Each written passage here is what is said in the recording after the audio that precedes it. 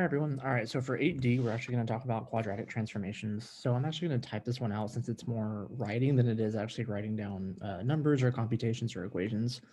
So this is actually a good lesson to type out if you have the ability to.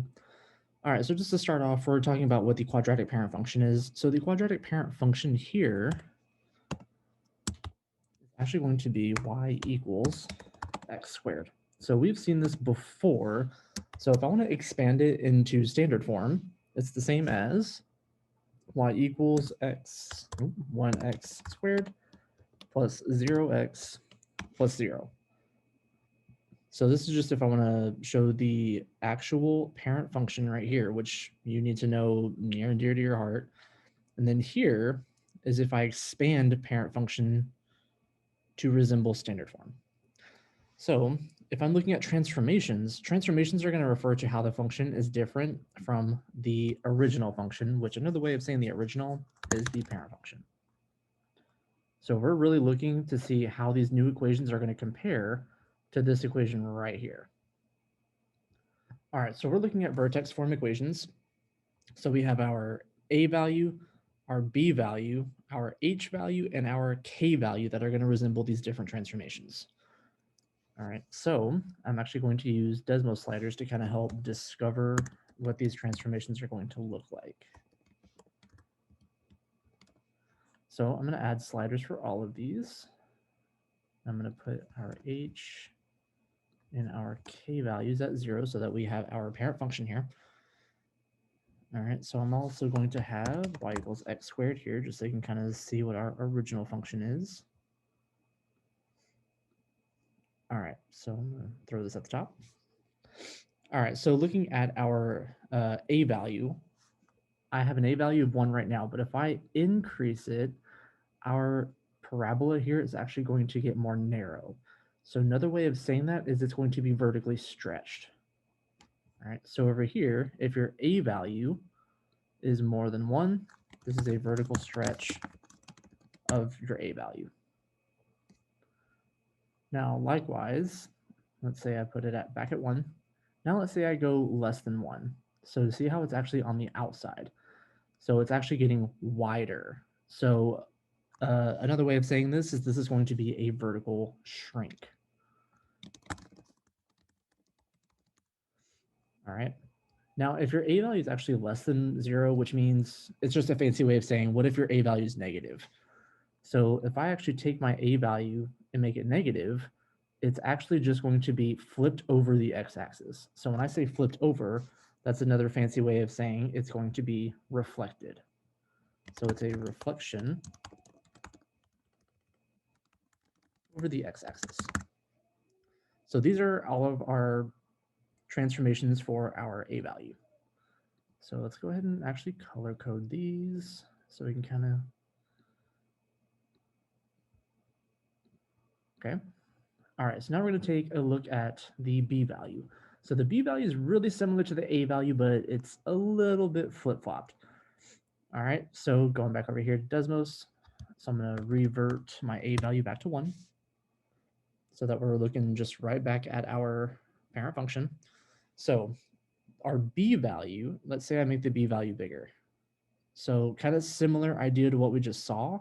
So if it's getting bigger, but instead of a vertical stretch, we're looking in terms of a horizontal transformation now. So for a horizontal transformation, it's actually being kind of pushed together. So instead of it being a stretch, this is actually a horizontal shrink. So if B is bigger than 0, nope, if it's bigger than 1,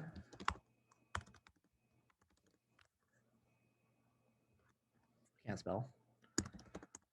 So this is a horizontal shrink of your B value. All right, so conversely, if I go the other way, let's say it's less than 1, now I'm actually stretching it out. All right, so now here, we're going to have a horizontal stretch of B.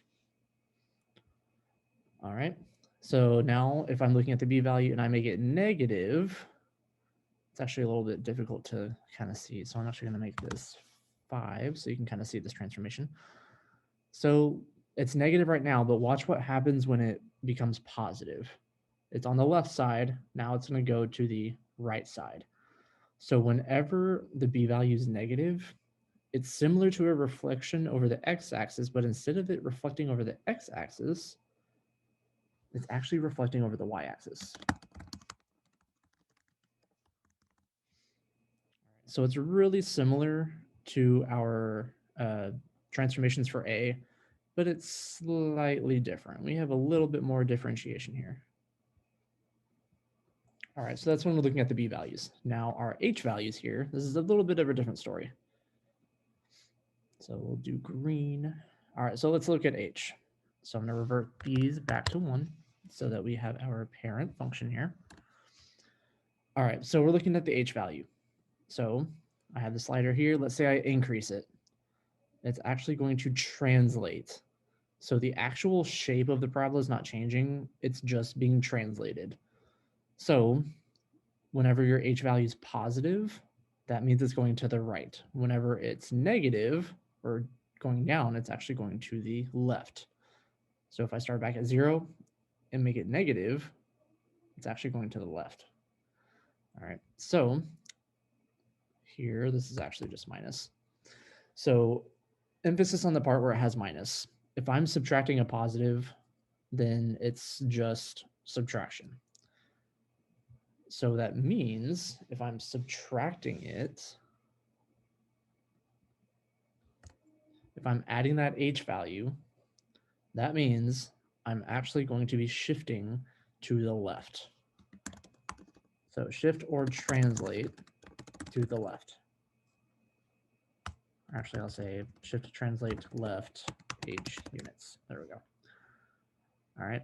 Now, if I do the other one, so if I'm doing subtracting, this is actually going to be a shift or translate right H units. Now, whenever you're writing out your transformations, you can say shift or you can say translate. It doesn't matter which one. They're interchangeable. All right. Now, here's something to notice. If your B value is negative, so if you have a reflection over the y-axis, oh my gosh, everything's a disaster. If I have a reflection over the y-axis, then your horizontal translations are actually going to be backwards. So if you have a reflection, then that means it's actually going to go right. If I have a reflection here, and this is here, then I'm actually going to go left. So it's kind of wonky. All right, so last but not least, we're looking at the K value here. So the K value is actually kind of a little bit more straightforward than the other values. So let's revert the H value back to 0 so that we have our parent function.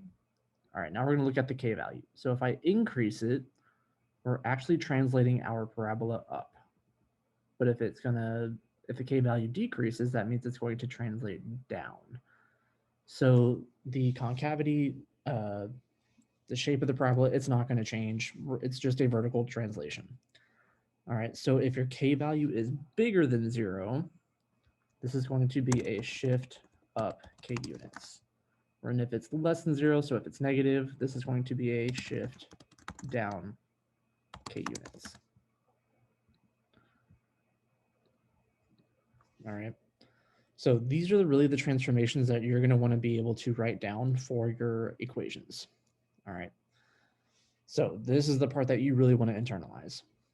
All right, now looking down here, looking at some of these practice problems, we want to describe how the quadratic equations compare to the parent function. So really what we're doing is we're going to take the function in question here, and we're comparing it to the parent function up here. We want to see how are they different. We know the parent function is going to have this x squared, but these functions down here, what else do they have? So looking here at number 1, we have this 3 here. So that 3 is actually going to be our transformation here.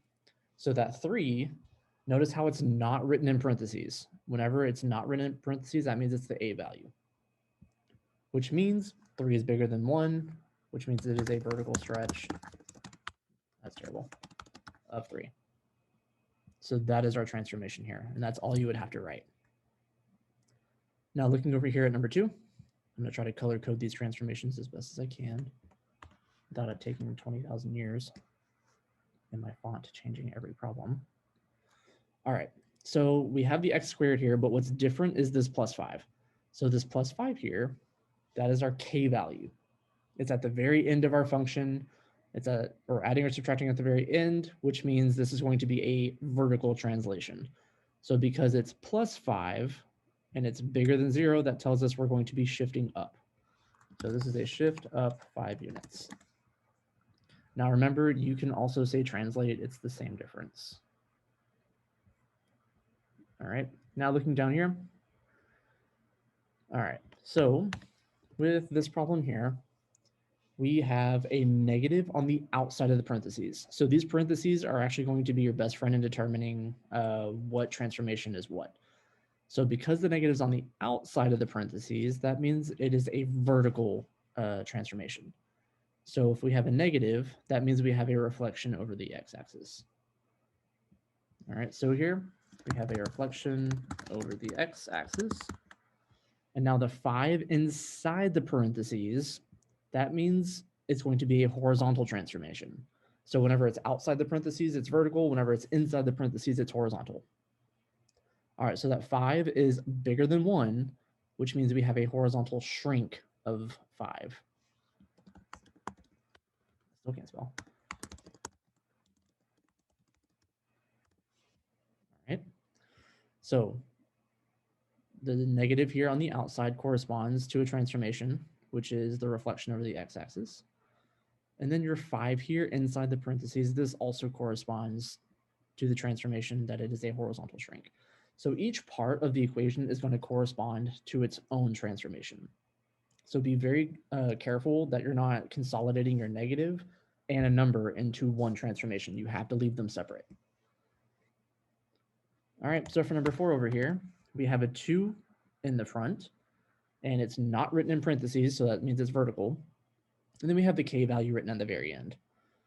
All right, so that 2 in the very front, so I'm only going to color code on a few of these because that will take so much longer.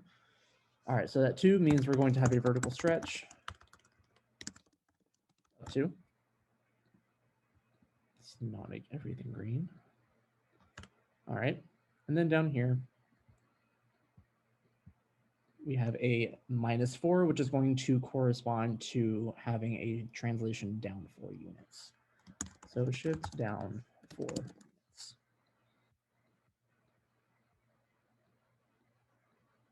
Okay. All right, so now we're going to jump right into one of the ugly ones. So number 5. All right, so notice how there's nothing written in front. So there's no vertical transformations. There's no vertical stretch, vertical shrink, or reflection over the x-axis. However, we have these transformations inside the parentheses, which means we're going to be dealing with a horizontal stretch or shrink, possibly a reflection over the y-axis, and a shift left or right. So we just have to figure out which ones. So first off, this negative inside the parentheses, not the 1/2, this negative inside the parentheses is going to correspond to a reflection over the y-axis. So whenever it's outside the parentheses, it's over the x, but whenever it's inside the parentheses, it's over the y-axis. All right, and then we have this 1/2 here. So this 1/2 is going to correspond. All right, so that 1/2 is going to tell us that we have a horizontal stretch. Still cannot spell.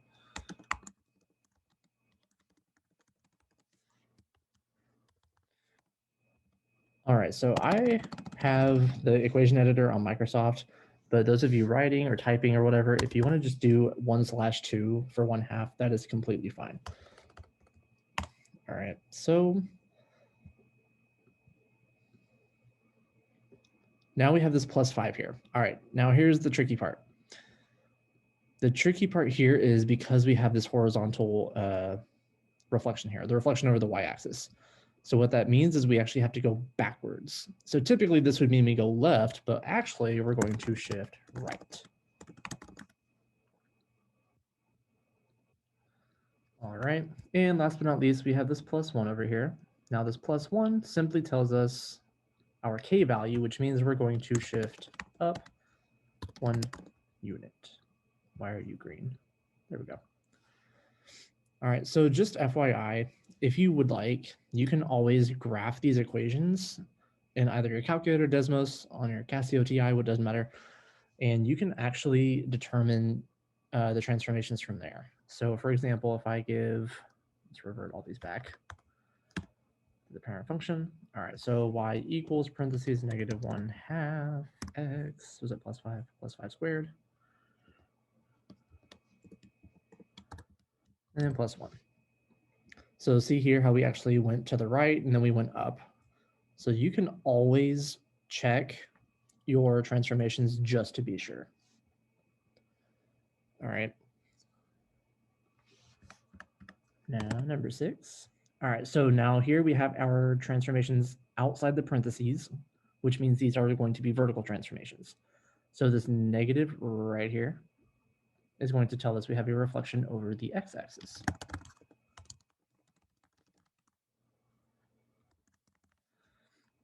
All right, and then our next transformation we have here is this 3/4. Now, because it's less than 1, what that means is we're going to have a vertical shrink.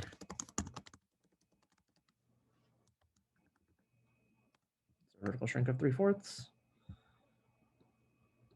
All right, and then we have this -3 inside the parentheses. So this is our horizontal shift. So we're going, so because it's -3, let's kind of go up here and kind of reference -3, that means we're going to go to the right. So we're going to shift right 3 units. So sometimes I have to check it too, because I get all my transformations mixed up sometimes. Alrighty, and this -5 here. Let's go with red. So that is your K value, so we're going to shift down 5 units. Oh my gosh. There we go. All right, so that's kind of the gist of it. So now we're gonna go into these next ones. All right, so I'm gonna go ahead and just type these out instead of color coding. All right, so we have a 4 on the outside of the parentheses. What that tells us is a vertical stretch of 4. Then we have the negative right here inside the parentheses, so that's going to be a reflection over the y-axis. Now remember, that's kind of our trick one, which means we're going to do the opposite of the horizontal transformation. So instead of going right, we're actually going to go left. So shift left 2 units. And we don't have a K value here, so really the K value is just +0, which means we just don't have a vertical transformation, or we don't have a vertical translation. All right, so going over here to number 8. All right, so we have a 2/3 on the outside, so that means it's going to be a vertical transformation. So here we're going to have a vertical shrink of 2/3. So it's a shrink since it's less than 1. Then we have this -2 inside, so we're actually going to shift right 2 units. And then we have this K value at the very end, which is -6, so we're going to shift down 6 units. All right. So now we're going to do the same exact thing. However, it's going to be written a little bit differently. So instead of giving you the function in, say, vertex form, we're actually going to give you the function in terms of function notation. So it's still the same thing. So instead of writing x squared, we're going to be writing f of x. So here we have 2 times f of x. It's the same as writing x squared. It's just written differently. All right. So here, the only transformation we have is that 2. 2 is bigger than 1. It's outside the parentheses, so that is a vertical stretch. Stretch. There we go. So a vertical stretch of 2. Number 10. All right, so notice here how we have the negative on the outside of the parentheses. So that tells us it's going to be a reflection over the x-axis. If it was inside the parentheses, that'd be the y-axis. All right, and then we have this -12, which is outside the parentheses at the very end, which is your K value. So we're going to shift down 12 units. All right, now over here. So number 11.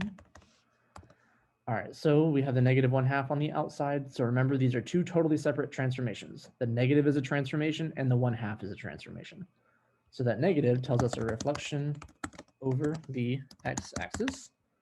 The 1/2 is going to be a vertical shrink. I still can't do anything right, apparently.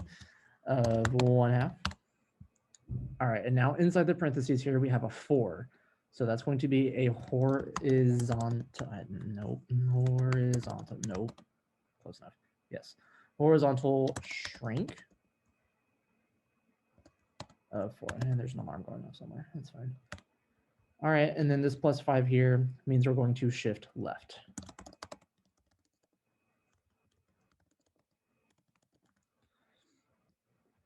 All right, so remember, if there was a negative here, then it would actually be shifting right. Okay. All right, number 12. So actually, I would say pause here, try 12, 13, and 14 on your own, and then check them.